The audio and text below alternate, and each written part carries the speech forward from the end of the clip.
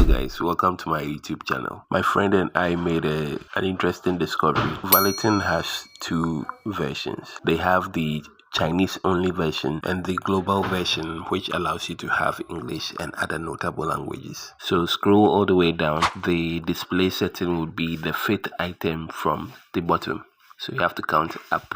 This was on a video call, so forgive me if you do not see everything on the screen, but follow along. On the Chinese version, when you try to change the language, it will freeze the board. What we discovered was the display mode was tied to the language for the Chinese version of Valeton GP200. After you've selected the fifth item from the bottom, which is the display setting, you would have to press the power knob again to go to where you would see something like this.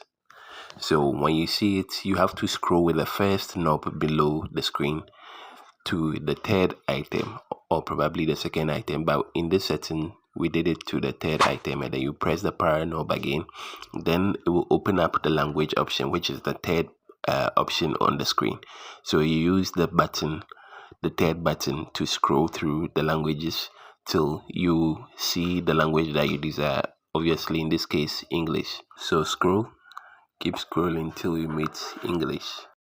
We have been able to successfully convert the Chinese only Valeton GP200 and GP-200X to English. So all the settings, all the menus, all the labels have been changed to English. Another thing you can do if the board is fresh is you can reset everything to factory settings, or you can format the board, and then you would have everything running smoothly. So over here you go to the last option, which is factory reset, and choose the last option. But if you have your tones on there, you would have to back it up, or probably just reset the global settings, and then you hit OK.